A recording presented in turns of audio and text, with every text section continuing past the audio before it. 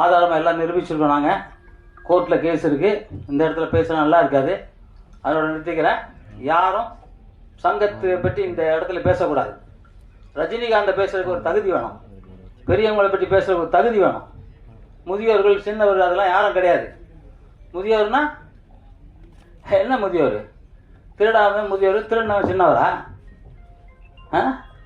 இல்லை, இந்த இடத்துல பேசிருக்க கூடாது.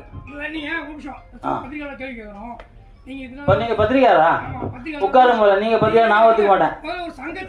நீங்க உட்காரு. நீ முதல்ல திருட நீ இல்ல நீ திருடிட்டு போனியா இல்லையா? நீ திருடிட்டு போனியா இல்லையா? பணத்தை திருடுறியா இல்லையா? நான் ஆதாரமா சொல்றேன். எவ்வளவு திருடுறானே? உன் மேல எவ்வளவு கேஸ் நடக்குது?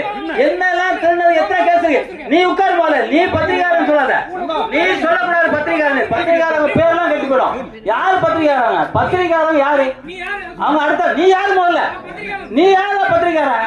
நாங்க தான் பத்திரிக்கை நடத்தி வச்சிருக்கேன். ஆனா பத்திரிக்காரர் இல்ல. பத்திரிக்காரனா அதுக்கு ஒரு தகுதி இருக்கு.